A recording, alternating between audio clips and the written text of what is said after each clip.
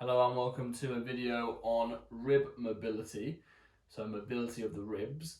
Now, we don't often think about, we think about mobility oftentimes as muscles and joints, and not necessarily as bones. The bones can expand by breathing mechanisms using the diaphragm. We can actually expand the ribs, obviously, and contract the ribs. So many muscles attach at the ribs and the surrounding musculature, even the spine, obviously, in the mid back. So if we're working on trying to get, for example, a better front rack, trying to be a little bit more upright, or some overhead mobility, yes, it's all well and good doing, the basic things. So your box stretch with the lats on the stick, that's a Squat University special, getting the peanut in the mid back, for example, trying to improve thoracic. But there's a couple of things that have helped me recently, especially with mid back and rib injuries, or serratus injuries. Working on breathing and trying to actually open up the ribs, especially when my lower back as well is feeling especially stiff now. So gonna 4 exercises, I believe, 4 or 5. We're gonna talk about breathing through the diaphragm and getting it into the belly rather than everything in the chest, which will also help the feeling of calm, which can help a lot of you. So the reason, by the way, that I am shirtless is so that you can see structures moving. So first thing we're gonna talk about is breathing, diaphragmatic breathing. So actually breathing from the diaphragm. A real simple way to do that is to have by the way, all this stuff is stuff that I've learned from, speaking to people basically. So have one hand on the chest and one hand on the stomach.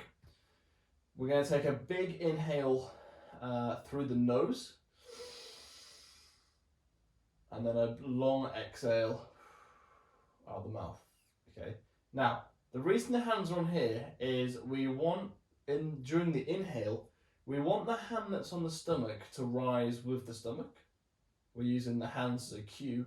We do not want the air to go all into the chest and get up here, okay? We want to get it deep into the belly, and that's really going to open you up. So, hand expands. On the exhale, hand comes back down, and try and stop at the midway and brace. That's your brace, okay? So, big breath in through the nose, stomach, hand expands. Breathe out deeply through the mouth. The hand will come back and then brace, okay? That's your brace there. Now, doing that on its own can actually be quite tough. It took me a little while. But the key things to think about are this hand on the chest shouldn't really move, and this hand should be the one that's obviously moving with the belly. Try also to breathe in through the nose and out through the mouth, and try and make sure the breathing through the out of the mouth is longer, so you can use the kind of rectangle, metaphor. Breathing in through the short sides, and then a long exhale on the base, and then a long exhale through the top. So the exhale is longer than the inhale. Okay, then we're going to get on to what Angus Bradley calls gears. What does he call it? Gears. Or cogs, sorry, cogs. So thinking about the spine like cogs twisting together. If you've got kind of 2 circular cogs, rather than in larger segments. So we're thinking about basically doing cat-cow here to here. We're trying to do it one segment at a time now. This isn't something I'm incredible at, but what's helped me a lot is to get into the most rounded position, and then leading with the head, lift the neck up, keep the bum tucked under as long as you can. So you're starting to move it through the thoracic, and then get the lower back involved and twist up. Similarly on the way back, I like to keep the bum up, and then go the opposite way, so it'll be through the mid back, and then the head comes, and then we'll get the lower back in there as well. On the way back, you can even go bum first here, and then through the spine, all the way up into the thoracic. Now that's helped me a lot open up my thoracic, and more so just get control in that area. One that Dario taught me, and now this is where we get into rib mobility, is getting to that expanded position, so expanding the back. We're going to breathe in deeply, try and push your spine through the ceiling, and then as you exhale, spread the shoulder blades even more.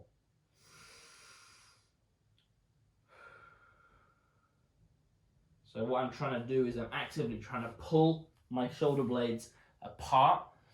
When I had pains through my serratus here and also my knots in my upper back, it's quite hard to, any kind of stretching there, getting the breathing in adds an extra element, adds an extra stretch. I'll show you one other before we do the final one. So you've done all the classic lat stretches, kneeling down with the shoulders up. One that I found has been really useful for me to also increase the kind of stretch on the side as well is you can use a bar or you can use the door here. Cross. So if I'm gonna be stretching this side, left hand up. We're gonna cross the left leg back behind, and that's gonna get the stretch. I guess not through the IT band because it doesn't really stretch that much, but through the side of the whole body. So we're going to be here, open the chest up, big breath in through the nose,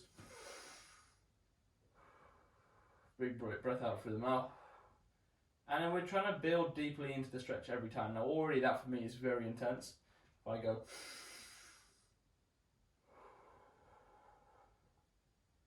and I'm trying to twist more and more and more, laterally flex into it. That one was the key for, I had a rib issue for a while, a couple of weeks. I couldn't do much and that helped me a lot. And then the final one, this one's from Angus Bradley again. He's a good guy, follow him on Instagram. Similar to child's pose, we're gonna get knees together. We're gonna try and get our chest to our knees. Not too fast where the head is. Elbows on the floor, hands facing up. What we're going to do is breathe in through the nose, and again, purse out the mouth and bring the head and the chest closer to the knees. Now, you might feel this a lot in your lower back, which is good, but it's another good one just for loosening up the ribs and kind of expanding them apart. And these are kind of more, slightly less traditional ones, maybe less common, that you won't necessarily find with a quick Google search. So we're here. Now this one only needs one set, up to 10 breaths.